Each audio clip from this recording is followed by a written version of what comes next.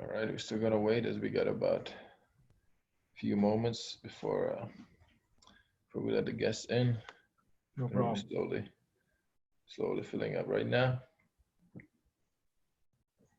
All right, hey everybody, welcome back to another Basketball Embassy Coaches Clinic. It's my pleasure to welcome here Coach Dana Sicheski. Coach, how you doing today? I'm Best good, Chesky, thanks. How are you sorry. doing? Doing great, doing great. Sorry, I messed up. I messed up your name. I was practicing it, and when it came down to it, I'm gonna try it again. Dana Bezcheski. Chinsky, you're okay. Coach B for short. All right, Coach B. Let's leave it on there. Coach, how's everything going for you during the coronavirus lockdown? Yeah, I mean, it's difficult right now because, I'm taking over a new team in Germany. I'm here in Austria. We can't get over the border to travel right now until June 15th. And trying to do recruiting and everything right now. We're waiting on sponsors to say yes or no. So it's kind of making recruiting a little bit hard. I've been doing Zoom video conference with my team every week to stay in touch, let them see each other, talk about what we want to do and next year and with the culture I'm going to try to bring in. So, I mean, we've at least been communicating, but it's not easy, and I'm sure it's the same for everybody right now. Gotcha, gotcha. All right, Coach. So why don't you? Well, first of all, I just wanted to thank you. Taking your time to talking to us and helping us get better as a coaches. And why don't we start and you tell us about your journey, and then we can get to your presentation. Sounds great. Yeah. As I was telling you before we went on the air, Terry Layton, who unfortunately is no longer with us, he was passed on way too soon. Terry used to do a coach's newsletter service because he traveled all over the world doing clinics for various countries, national teams. He's coached internationally, and he also did a job service. And a good friend of mine, Don Silveri, who's in the New York Basketball Hall of Fame, said, why don't you get on that if you're looking for a college job or if you're thinking about going international. I was a teacher at the time. I had just gotten an assistant coaching job at Gwynedd Mercy, a D3 school in Pennsylvania. And I applied for this job in Austria with a Division II team, figuring nothing's ever going to come of it. And nothing came of it for about 3 months. And the next thing I know, I'm on lunch duty one day. I was a teacher in the school. And the secretary said, you have a call from Austria. And at that time, I was a little shocked. And the agent said, yeah, the manager will call you tonight. The job is yours if you want it. And I was thinking, well, going to Europe to see Europe for free, get some experience. And the next thing you know, I've been over here 25 years. I married an Austrian woman who also, she played basketball, and I've got 3 great kids. So all in all, the experience for me has been amazing. Awesome, Coach. So moving to a presentation, what are we talking about today? Well, as I said to Layson when he asked me to do this, and by the way, I'm very honored to do something like this. There's been so many great speakers on these clinics, and I've learned so much in the last 2 months, and probably taking more notes now than I did when I was in college. We're going to do a little bit of a potpourri. I'm going to give a little bit about my background, a little bit more, and we're going to talk about what I've learned in the U.S. and Europe, the state of the game here in Europe, what I think kids are missing in Europe today, and just what coaches should be, shouldn't be. And yeah, I'm just going to give you as much as I can give you. And I also put a couple of videos together just for people to understand what the atmosphere is like at big time games over here in Europe. Awesome. Let's get to it. All right.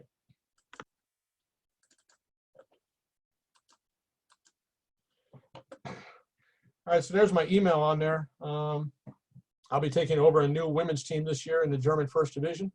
Pharmacer, Blue Dolphin, Marburg.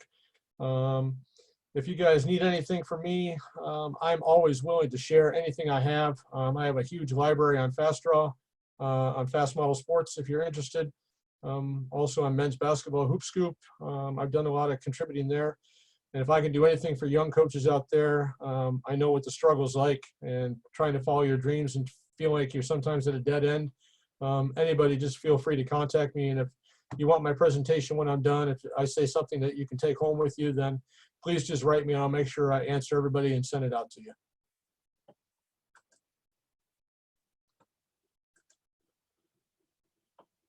So just a little bit about my coaching background in brief. It's funny, if you look at my coaching background in the USA, there's really not a big resume there. I worked in the Midnight Basketball League in Maryland. This was an idea during the first George Bush presidency, to get kids off the street. The league used to start at 11 o'clock at night, and we used to play till about 3 in the morning. It was an amazing idea to try and keep gangs and drugs and violence off the streets, giving the people a place to go and not just hanging out on street corners. And I really enjoyed being a part of that. We also used to do lectures and seminars for the kids to try to keep them straight and narrow, and try to give them a perspective in life. I was a JV boys head coach at 2 different high schools in Maryland. Also a varsity assistant coach with somebody who I consider a dear friend and a great mentor, who also unfortunately has passed, Jack Burke at Hammond High School in Columbia, Maryland. And then before I started my journey over here in Europe, I was an assistant college coach at Gwinnett Mercy, a Division III school in Pennsylvania with Dave Foodie and Mike Mikulski. And if you make a little bit of a comparison to what I've done here in Europe, I've done everything basically, except coach under 12 and under 10. I've coached everything from under 14 all the way up to the 3rd division to under 16 national team last summer, which was one of the greatest experiences of my life as a coach, working at an international level. I've also worked in the 1st division as a head and assistant coach for men and women. And as I said, right now I'm getting ready to take over a new team in Marburg in Germany, and I'm really excited about this. My journey here in Europe has been amazing, not only in basketball, but also in baseball. I'm also a baseball umpire. And I really have done a lot of things here in Europe that I don't think I would have ever achieved in America. And for that, I'm very grateful and very humbled by it.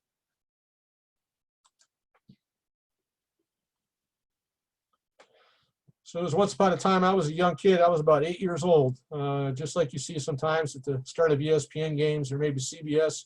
They show those kids out there in the playground shooting.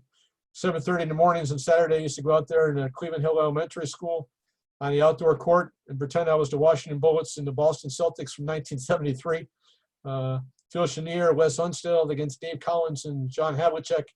And I'd just be out there for hours shooting the ball. It was me and my ball, and it basically a dream to hopefully one day achieve something in basketball. Funny thing is, I've never played college basketball.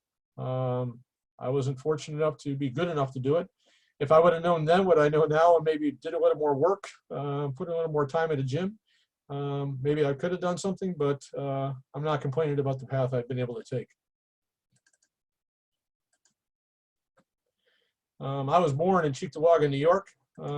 Eventually, the trick took me from Cheektowaga, New York to Gmunden, Austria, which is about a 4,412-mile difference. It was really funny coming to Austria for the first time. You're talking about a different food. You're talking about a different language, a completely different culture. Being at a place with no friends and no family. It's just you and your American players are basically your family at the start and your team. Just a funny story, when we first got here, everywhere we went in the city, our city is about 15,000 people. It's a tourist town. It's really busy in the summertime. And we got here in August, everywhere we went, people would look at us and go, the Americans, basketball, basketball. And we would ask them if they would speak English, and they would always tell us their answer was, a little bit, a little bit. But of course, we used to laugh because if you understood what we asked you, then you obviously speak a little more English. So, and just the food, adjusting to the food here was crazy. The first time we went to lunch, they put something on our plate, looked like a slab of bologna with a spinach on top of it and egg over that. We, all 3 of us, looked at each other. We were kind of like, if this is what it's going to be like, we're going to be on a diet for a very long time. And eventually we got to be good friends with the restaurant owners, and they pretty much cooked what we wanted then after that. But you can just imagine what it's like to come to a different country and really kind of be out of sorts. Also a time difference. It was difficult. I was lucky I got to meet my wife about 30 days after I got here. So I kind of settled into some kind of a semblance of on-court and off-court life, which was good because it's healthy to have that balance.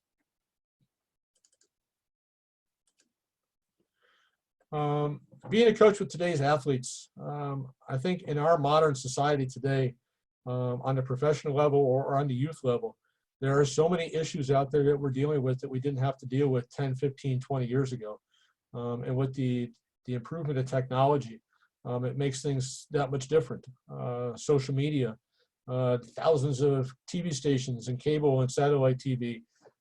There's a lot more distractions for kids and professional athletes today than there ever was before. So I'm just thinking today, in order to be a coach for today's athletes, you need to be authentic. When I say authentic, you need to be real. They need to look at you and understand that you're kind of like that rock, for both kids and for adults. You don't really know sometimes what the backgrounds are of your players or the kids that you coach. Eventually you get to know that, because I think it's important to be a good communicator, which is one of the things I have on the list. But I think a lot of them need to know that you're that person they can rely on. They're that person, you're the person that if they need to talk to somebody, they can come and talk to you, and they know that they're going to get some positive feedback. Important today is what I said, you need to be in tune with what's up to date. It seems like everything is always changing nowadays. Music, the language, the lingo, as they call it, the slang that people are talking, the different kinds of movies that are out there, the players in different teams, not only professionally, but in college, or in other sports as well. You need to be up to date on everything. You need to be able to have conversations with your players. You need to be able to have that communication level, because otherwise it's like coming to a door that's bolted shut. There's not going to be, there's a boundary. They can't get in. So if you're up to date on what's going on out in the world and what's going on in their world, it makes it very easy for you to be able to have a dialogue.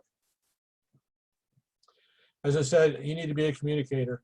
I think it's very important for a coach to be very upfront with his players, or the girls or the guys. It doesn't really matter. They need to know that you're telling the truth. They need to know that there's a trust there. They also need to know that, it really doesn't matter what time of day it might be. If it's something important, if they need something, if there's an emergency, they feel confident enough they can call you. I mean, I always say it's like being a father figure, because for me, my teams, our big topic is always that we're a family, on the court and off the court. The coach today needs to be flexible, but also not compromising. As I said, today's society has changed, and depending on what level you coach at, these kids or these girls or these guys, they got a lot of things going on. They got school, they got work, they got university. They got people talking to them outside. They have all things going on, and they got tests, and you don't know. For me, it's important. I always say, as a coach, you need to have your pulse on your team. Myself, I like to personally try to speak to each one of my players during stretching or during the warm-ups, just to kind of feel what's going on, what kind of day they're having, or what kind of things are coming up that might make them not go 100%. Are they sick? Is there something going on in the family? It's not that I feel like I'm prying into their personal lives, because I would never do that. If they feel free to talk about it, it's good, but they also need that line between me and them. But again, I think it's important that you have your pulse in the team, and that allows you to be flexible and knowing how to deal with people each and every day, because no 2 days are ever alike. Important is to do what you say you're going to do. Again, it goes back to being truthful. If you say one thing and do another, your team is going to go south on you right away. You might be able to get away with it one time, but if it's a continuous thing, you're going to be in a lot of trouble. And if you're in a lot of trouble, that might mean that you're not going to be in that position very long. So make sure that you're doing what you say you're going to do, no matter what it is. If you tell somebody they're going to start, then you're going to start them, and tell somebody else they're not starting. If you tell somebody they're the sixth person and they come off as the seventh, then they're going to ask you questions why. So make sure that it's very important that you be truthful with your players. And be consistent. No two players are the same. You don't talk to the players the same. Everybody has their own individual personality, thank God, because otherwise we'd all be boring in life. But be consistent with your punishments. Be consistent with your positive feedback. Be consistent in what you do on the court. As far as, what kind of communication signals you're giving them. You don't want to confuse them. You want to be consistent in the language that you're using, so they understand exactly where you're coming from.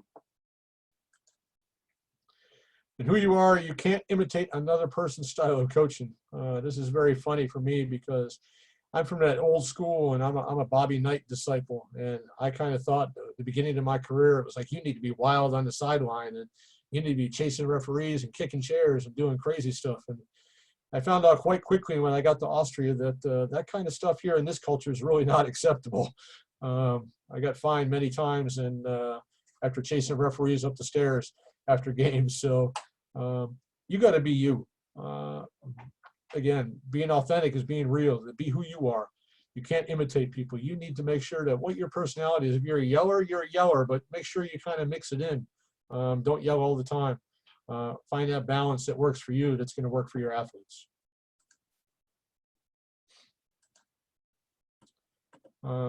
Which systems fit your teams? On offense, I'm the kind of coach who likes to run plays for my players. You know, we watch so many games as coaches, and we see so many different techniques and so many different styles and so many different systems that are out there right now. You hear the word veer, you hear the word drag, you hear the word delay offense, you know, side pick and roll, pick and pop. But you need to run plays for your players where they're going to feel comfortable being in a position where they can score, where they can be effective to help your team, where they're feeling like they're making positive contributions, and they're not just running in a system that, you know, because you like it yourself as a coach, you're forcing your players to do it. Excuse me. And this is what I think, that's where you can be your most effective, is using your personnel wisely. You know, again, pick sets to fit your personnel. You know, if you're trying to run your 5 in a pick and pop, but your 5 is not a 3-point shooter, basically what are you doing? You're gonna set up your 5 for frustration, unless of course you're working on it in practice. This is something that, you know, again, if players aren't feeling like they're useful in today's game, or they're not feeling like they're playing minutes, this is where you can get into trouble with your sets if you're not running things for players. Or if you're not playing minutes, players are going to come back and ask you why, and you need to have answers for them. Whatever you do, you need to work on it every day. You need to establish your identity that your team is known by. You know, Shaka Smart said this best. John Brandon said it on the NABC web air as well. You know, your identity is what you practice every day. If you don't practice it every day, how are you going to do it in a game? You know, how is your team going to trust in a situation where you say we're going to run a press, but you've never worked on it, or set up a zone defense or a junk defense? You have to decide, you know, what is our team's identity? What do we want to be known for? And every day in practice, you got to spend time working on it.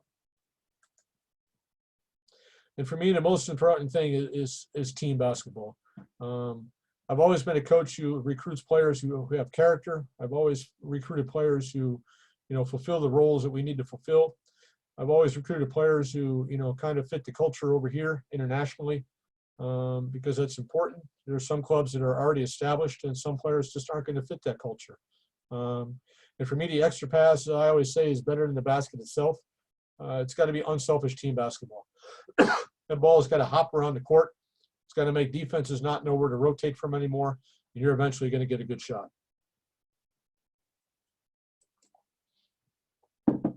And of course, on the other side of it, you need to know which team, systems fit your team on defense.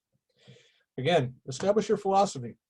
You know, right now there's the big thing is, you know, Chris Beard with his no side, no middle, just like Baylor. You know, we got the gap with Tony Bennett in Virginia. Back when Rick Pitino first started out, everybody was into the black and white press. What is your philosophy? And make sure that if you're going to copy something, you modify the system. Don't just say, I take this black and white press from Rick Pitino and we're going to run it that way. You might not have the players. The players might not be able to grasp the concept. So make sure that your philosophy is modified when you decide to take from somebody else. And again, teach it, drill it, and live it, and practice daily. Use the language. You know, have a language all its own when you're talking about what you want to do on defense, or what you want to do on offense. The players should have not cue cards, but cue signals, you know, word signals, things that identify with what you want to do. Yeah. Fire or trap or ice or whatever you want to call it, downing the ball on the side, as we say here in Europe, is ice, you know, hedged, whatever it is going to be. Make sure your players know it. Make sure you talk about it daily.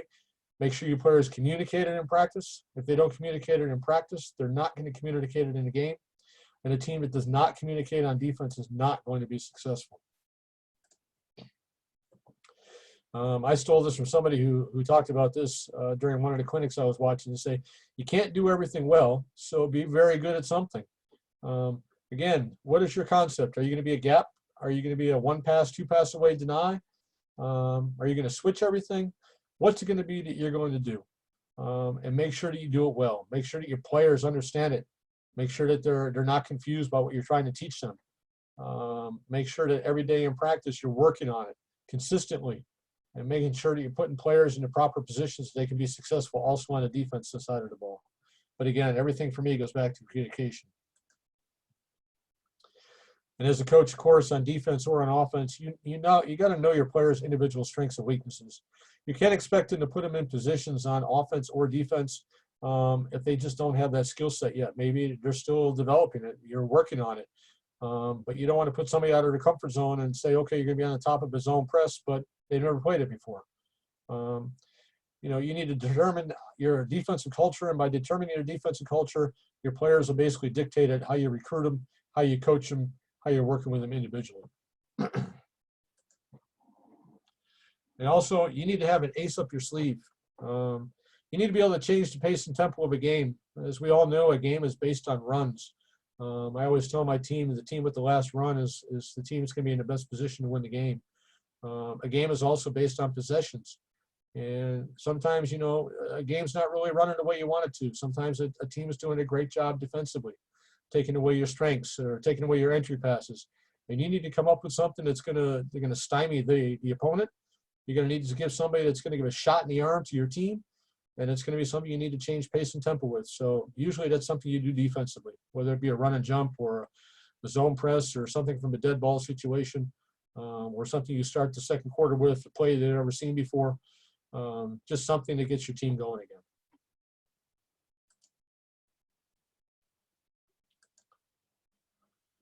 What have I learned in coaching so far? I think it's better question is to ask me, what have I forgotten so far? Lessons I learned in the U.S. You have to cultivate relationships. This is also true in Europe, but in America, if you want to succeed, if you want to get to the next level, I've heard so many coaches talking about the 5-star experience, cultivating relationships with people, working at different camps, getting to know people, having players that coaches can recruit. This really starts to open doors for you. Cultivating relationships with your players, cultivating relationships with parents, school administrators, janitors in the school.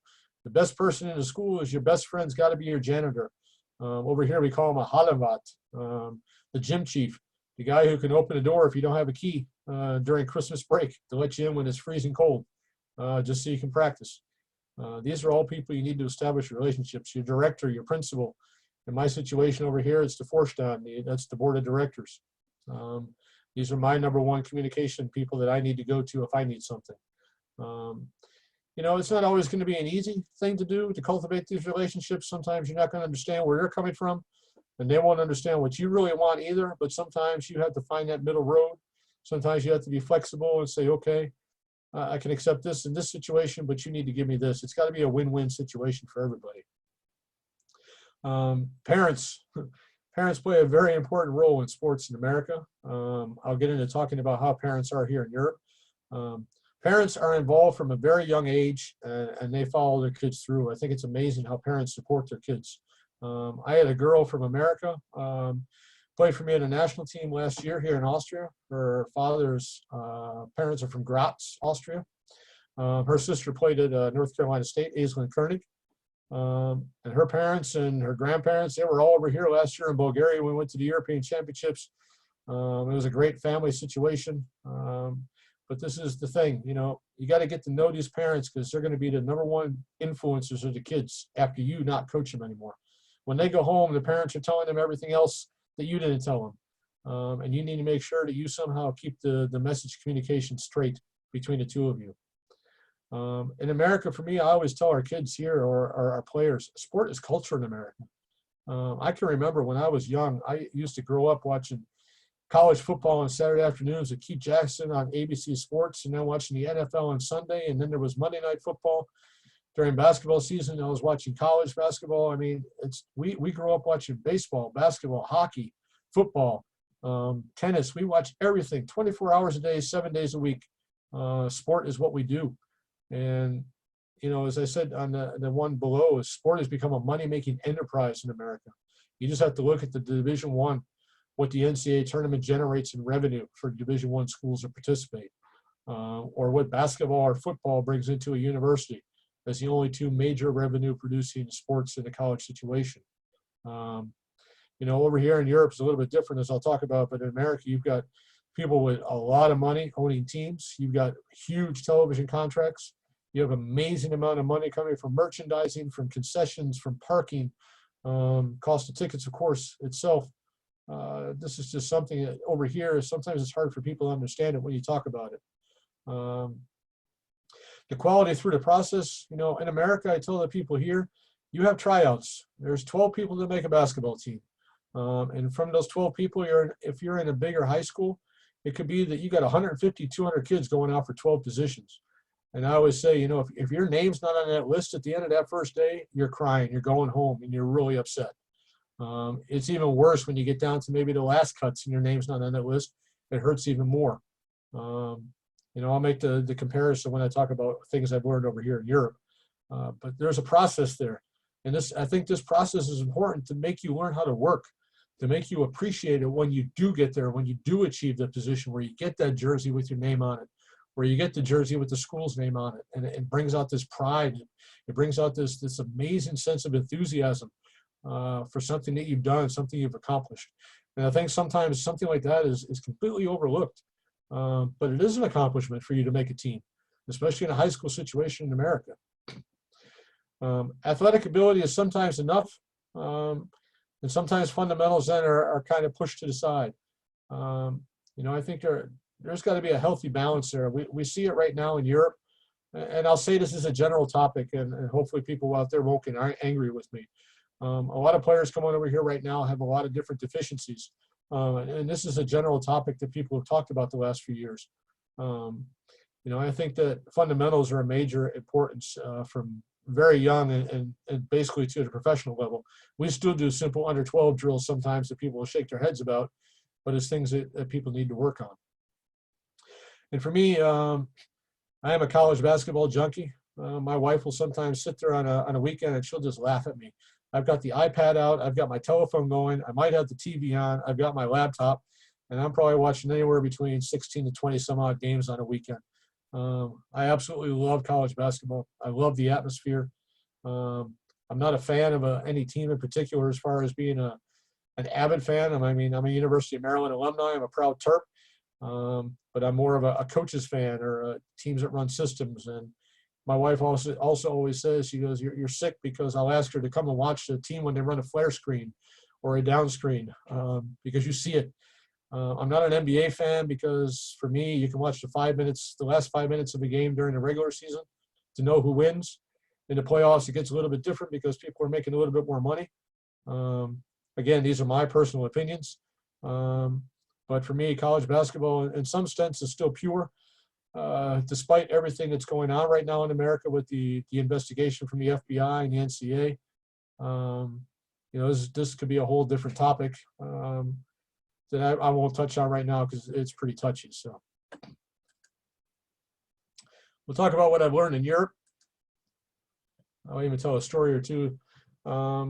Here in Europe, the board has the last say on everything.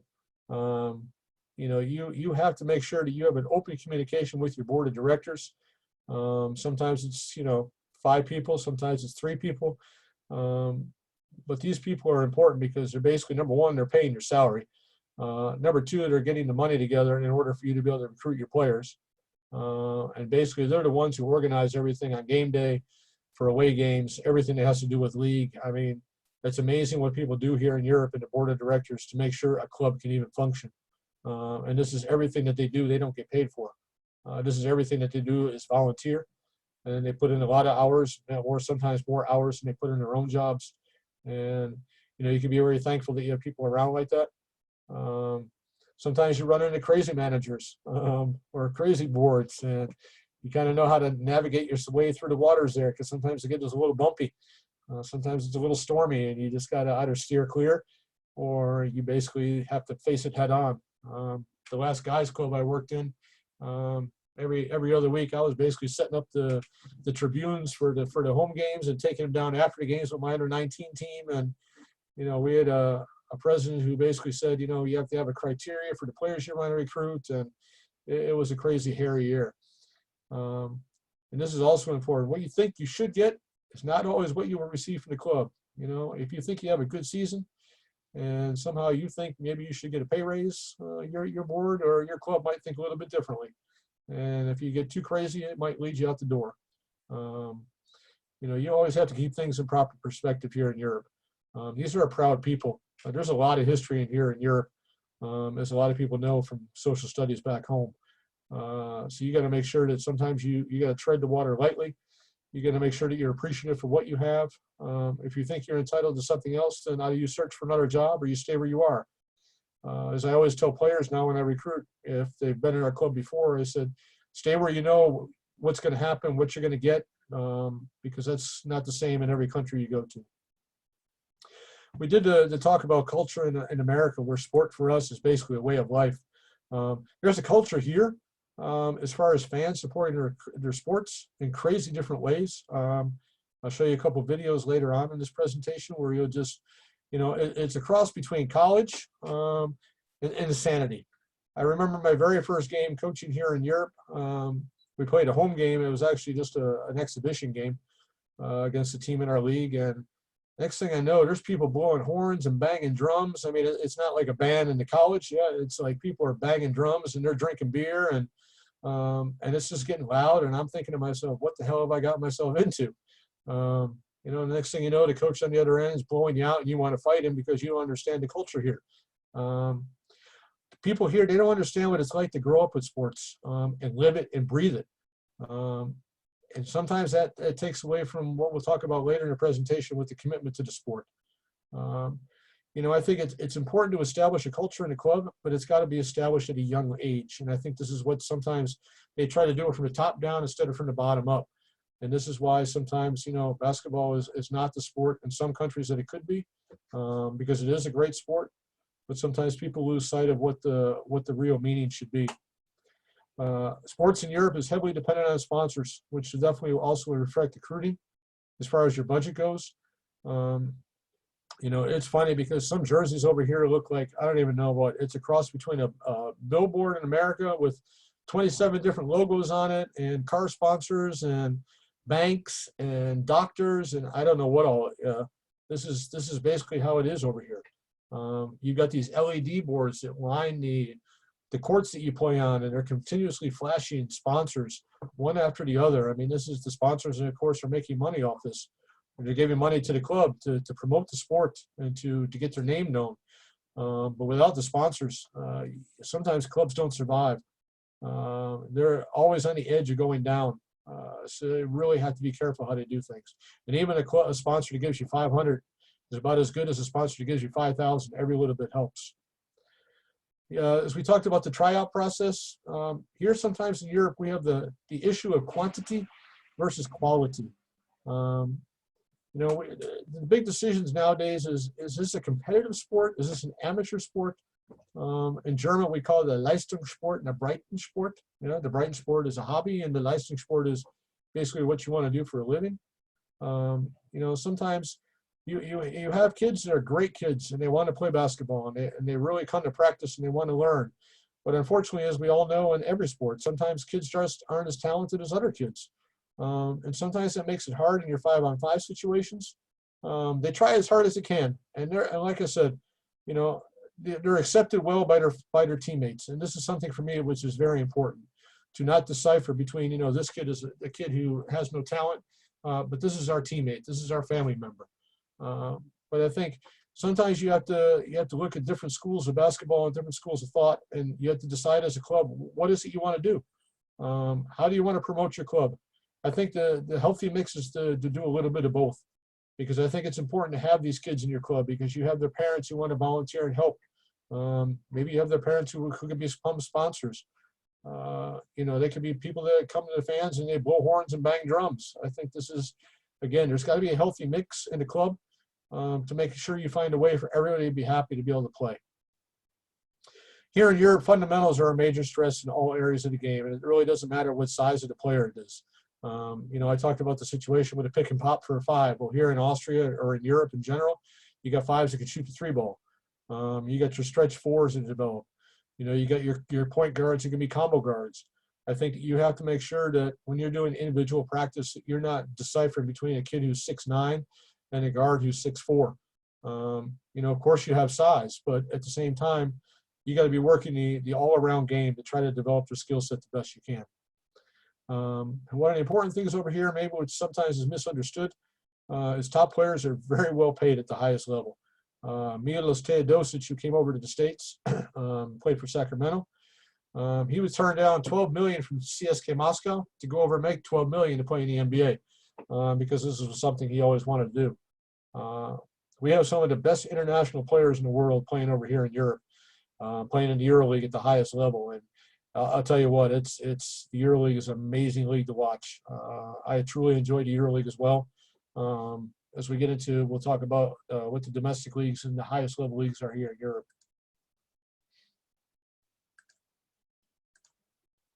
So we'll get to it now. The state of the game in Europe. In the men's league, you have a variety of different choices of different leagues you can play in. Of course, the top teams are playing at the highest level, which is the EuroLeague. These are the top teams for the top leagues in Europe. Teams that win their leagues are playing in the EuroLeague. It's one of the most competitive leagues in the world. It's becoming better and better every year, and it's intense. Sometimes they have double game weeks, and then they go back and play in their own domestic leagues. So they're playing 3 games in a week. Players got to be fit. Injuries happen.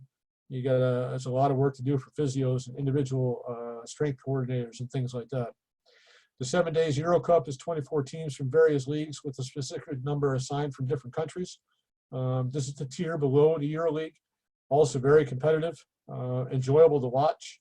It's a little bit different style of basketball sometimes in the EuroLeague, because the better top players, top earning players are in the EuroLeague, but at the same time, there's some great players that play in the Euro Cup as well.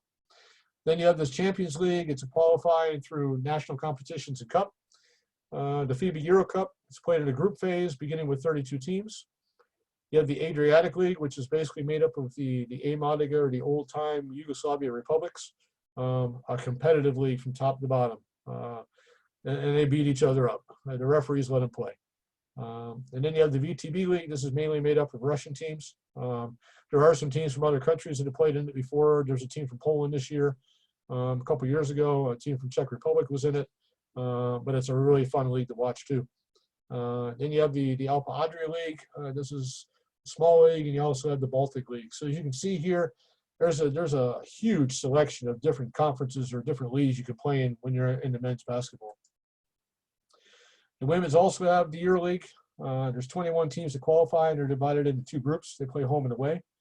You got the Euro Cup, which is 2 different conferences. And you got the WABA. This is the equivalent of the Adriatic League for women. Teams from Bulgaria, Slovenia, Croatia, Bosnia, Montenegro. And then you have the European Women's Basketball League. This is teams from Czech Republic, Russia, Lithuania, Belarus, Ukraine, Latvia, Slovenia, and Hungary. Hungary is a very competitive women's league. It's probably number 5 ranked in Europe right now. A very physical league. And then the CEWL, this is the Central European Women's League. My team will also play in this league next year. It's a maximum of 12 teams divided up into 4 groups.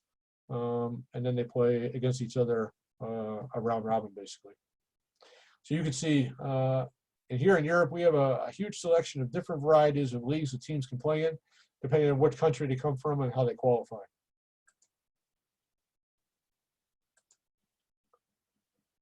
Then, of course, not only do we have our top leagues, but then we have our domestic leagues. This is really not ranked in any kind of special order, but one of the best and highly most known is the Spain League, the ACB, where you have the likes of Real Madrid, Barcelona, Baskonia, Valencia. Incredibly tactic, incredibly fundamental. Technique is amazing to watch the Spanish basketball players. You need to look at the Gasol brothers, or you need to look at a player like Ricky Rubio, who was 16 when he started out in Barcelona. And basically in Real Madrid is where Luka Doncic came from. Back when he was very young, he was already there. You got the Turkish Basketball Super League with teams like Fenerbahce, Anadolu Efes, and Galatasaray. These are huge names in Turkey. The fans here are rabid for basketball. I went to a Bayern Munich Fenerbahce game in Munich a couple years back. And Fenerbahce basically outsold the Bayern fans, and they sang and danced and chanted the entire game. I mean, it was like going to Carnival in New Orleans. The VTB League, Russia doesn't have its own league anymore. It's basically now the VTB League, which made up of CSKA Moscow, Khimki, Lokomotiv, and Unix Kazan. Again, a very strong league. This year it was very balanced from top to bottom. The basketball Bundesliga in Germany with Alba Berlin, Bayern Munich, AV Baskets, Bayreuth, Bamberg, some very good teams, very powerhouse teams that have huge tradition in German basketball. And it's been said that here in Europe that the German Bundesliga could become one of the top leagues, top tier leagues in the next 5 years. You had Italy's Serie A, Olimpia Milano, where Ettore Messina is coaching, the former Greg Popovich assistant with San Antonio. Bologna and Ryanair Venezia, right there in Venice. A team I enjoyed watching this year, and Bologna as well. France, where you've got the Pro A with Asvel Villeurbanne. This is a team that Tony Parker and Boris Diaw are part owners in. Then you've got Monaco and Nanterre. And then the Greek League, which everybody knows, Olympiakos and Panathinaikos. These are two of the huge names in European basketball. Panathinaikos, of course, perhaps became more popular in America because of Rick Pitino coaching there the last couple of years before now going back and taking a job at Iona. Well, when these teams play, my God, the stadium is got flares lit. There's smog and fog and everything going on. A couple of years ago in the final, they had to stop the game because they couldn't see anything anymore because the fans had the flares and the smog guns and everything going off all over the place. You could actually hear rockets in the background. It was actually a scary experience, I would say, for the players. In almost every league, there's a promotion system with 2 teams going up and 2 teams going down. And as I said, things are very, very much dependent on financially with sponsors. And there are teams that sometimes they disappear. They come back with a different name. And sometimes they disappear and they don't come back at all. There's been a few teams that have, were powerhouses here in Austria. And due to financial times, the economic crisis, they basically kind of fell down and they're now struggling to try to get their way back up again. But again, as we talked about, the domestic league, sometimes for these teams playing in the EuroLeague, it's a really tough schedule having to play 3 times a week at your highest level of basketball.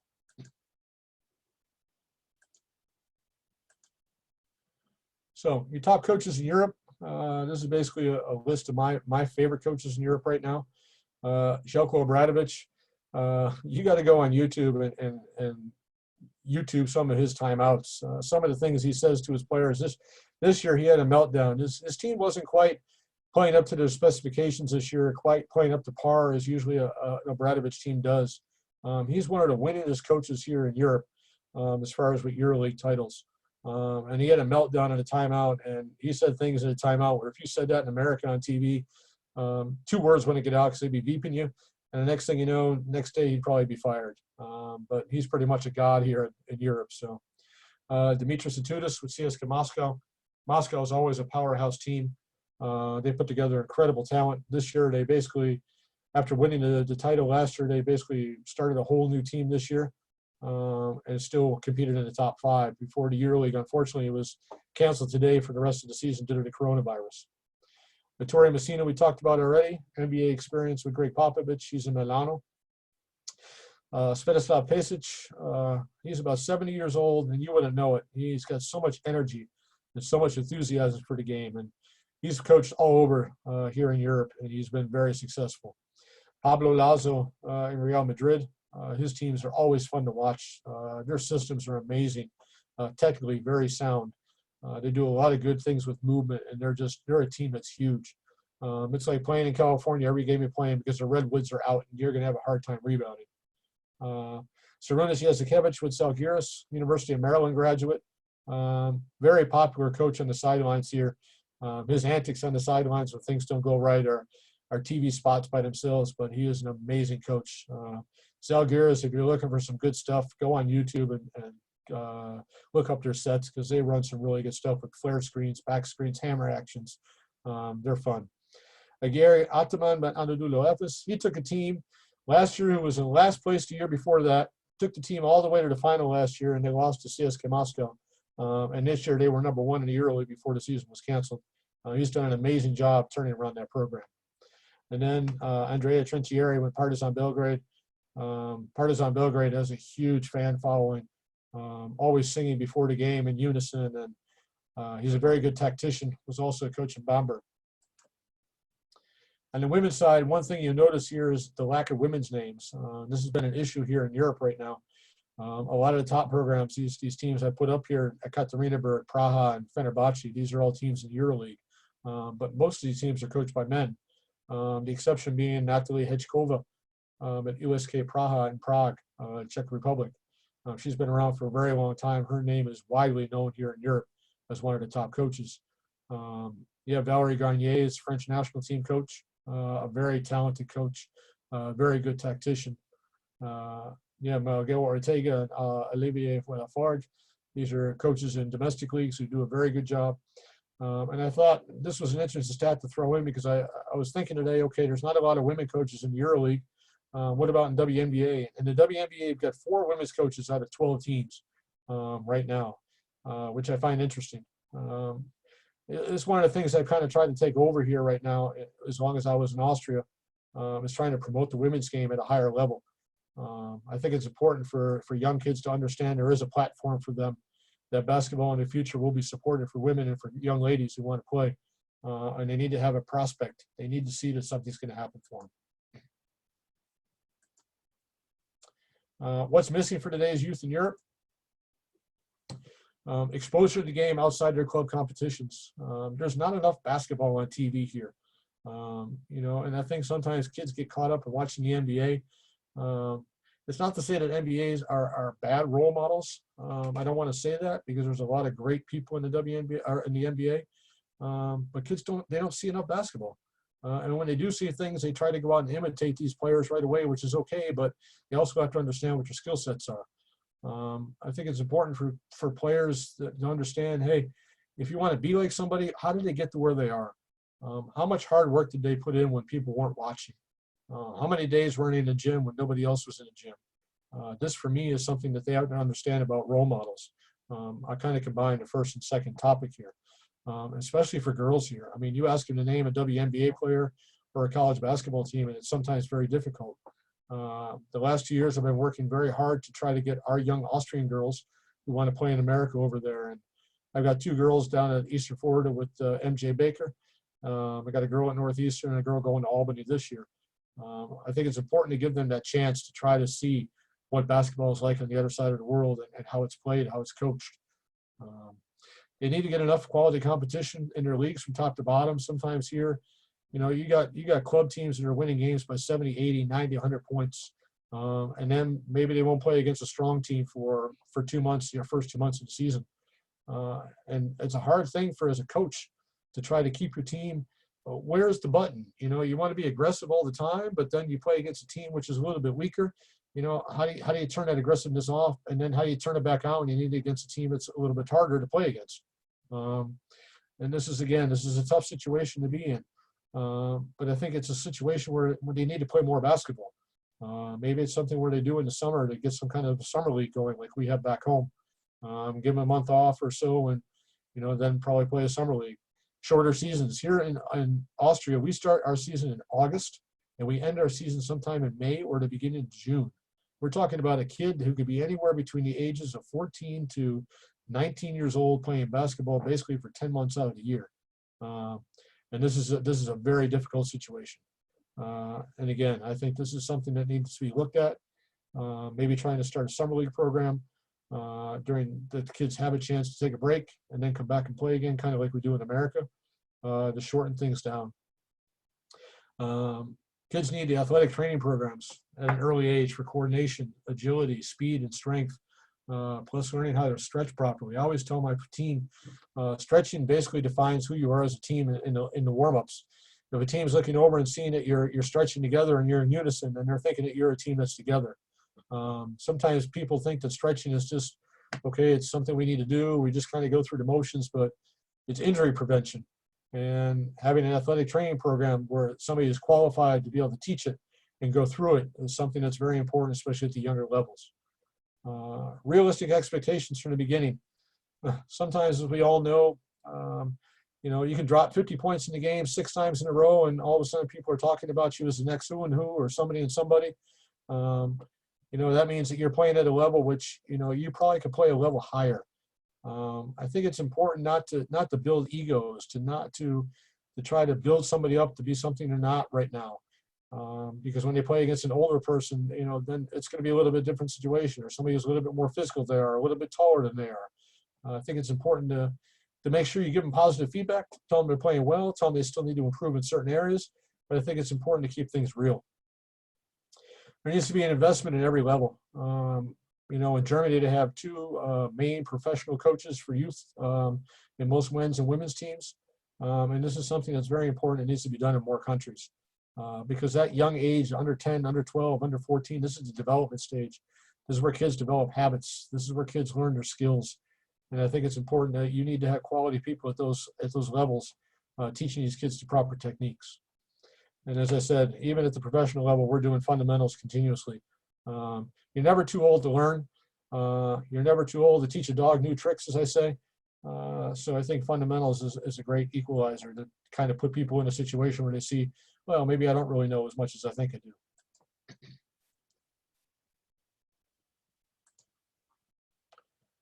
Issues in today's basketball world. There was a great article in ESPN today with Katie Lou Samuelson talking about her mental health struggles and issues. This is a big thing right now because I think there's so much pressure put on top players. And I think they put a lot of pressure on themselves. I think there's a lot of pressure from the media. And I think this is something as coaches, especially when we're coaching female athletes, and not to say it's not an issue that happens with males as well, but we need to make sure we're doing all we can to support and address these issues, to make sure that things are out in the open, or to get people to come in and talk to our teams to make sure the players understand we're there for them, that there's an outlet if they need it. We just talked about the unrealistic expectations. You might go a season undefeated, and the next year you might lose everything. You might have a player that's great at under 16 level, but they peak out at under 18.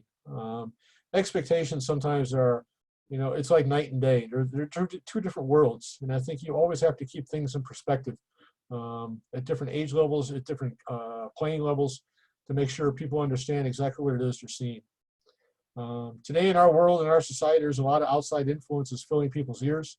I think as coaches, we need to know, as much as we can. Of course, we can't have our finger on everything. We don't have a crystal ball. But we need to know, who's talking to who, what they're talking about, because two people should be the influence in the kids or in your players. It should be number one for kids, it's your parents, and then the coaches. At the professional level, of course, it's the coach as a person. But again, outside influences, I think it's important for people to decipher what people are telling you that's true, what people are telling you that's false that you want to hear. And I think you need to make a realistic choice for yourself of what you need to listen to. Technology affects everything. iPads, iPhones, you've got these iPods now for the ears. We got Netflix, we got Amazon Prime, we got all sorts of things that people can watch and do. Facebook, Instagram, Twitter, TikTok. I don't know how many different things are out there that players can get into these days. There's a lot more things that gather their attention than sports nowadays, which it makes it very hard sometimes to keep their attention to practice. But you have to do the best you can. At the younger levels, you got school pressures. Kids have tests. Kids are studying to get their high school degrees. The university level, they have exams they have to take. Thank God they have tutors and people that can help them there. At our professional level, we got people that work. We got people that study. We got people with families. We have all different things that we're dealing with over here. And we have to make sure we support our athletes the best way we can and make sure that they know we're there for them, that we're understandable, and that goes back to being flexible as well. Pressure of winning is on everybody. It's on players. It's on coaches. It's on clubs with their sponsors. And I think, winning is a great thing, but you can lose a game and you can play hard. My wife would laugh if she was awake right now and heard me say that, because winning for me was always something I enjoyed winning, but I never enjoyed it long enough because I always knew it bought me a ticket to the next game. But I think nowadays, as we talked about the first topic of mental health, you put a high price on winning, and somewhere along the line, something's going to suffer. Your family's going to suffer, or your personal health is going to suffer. We need to make sure we keep things in perspective. Friends are always an influence. Sometimes at the younger levels, friends will convince you to go to their birthday parties, and you get a message an hour before that they're not coming to practice because somebody's got a birthday party, or they can't go to a game because so-and-so is going somewhere and they invited me. Friends are always an influence. You can't control it. It's kind of like parents, you know. Thank God kids have parents to support them. Thank God the parents are out there and they do what they do. They drive the games and they're always around. Something I forgot to mention when I was talking about Austrian basketball with parents, you know, under 12, under 14, parents are always there. They're always driving. It's great to see them. They're doing buffets and things to make money for the club and for the team. And, you know, without these people in the background, your club cannot live. Your teams cannot buy new uniforms. The kids can't get what they need in order to be successful off the court or on the court. So something I talked about before, a little bit of a European atmosphere. This is Crvena Zvezda. This is in Belgrade, Yugoslavia. There's two teams there. You have Partizan or you got Crvena. You're either one or the other.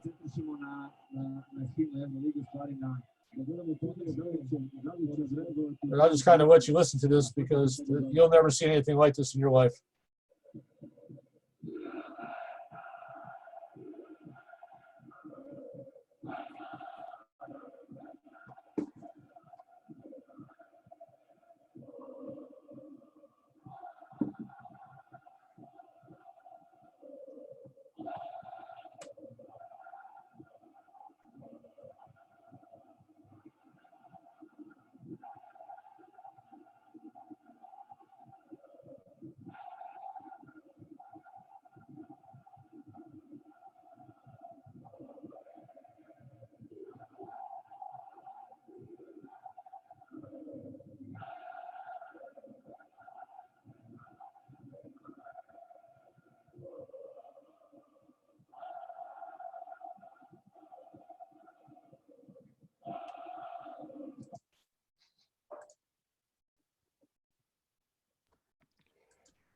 Coach.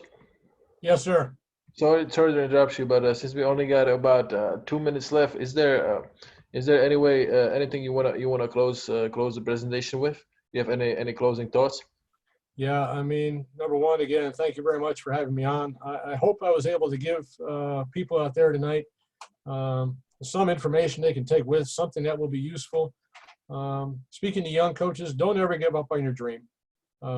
Make sure you pursue it until that last ounce of energy is out of you, and then crawl over that line one more time and go for it. Because, again, I'm in a situation right now where I never would have thought I'd be in my life, never having played college basketball.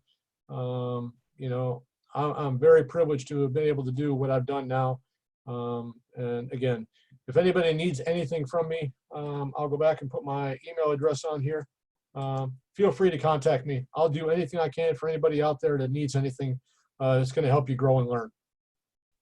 Absolutely, Coach. Thank you so much. I really appreciate you taking your time and speaking to us. And I hope the lockdown is going to be lifted up soon, so you can go back coach your team. And I appreciate it very much. All the best to you too. I hope something works out for you. Definitely, Coach. Thank you so much, and good luck with everything. And stay safe. Thanks. Take care. All the best.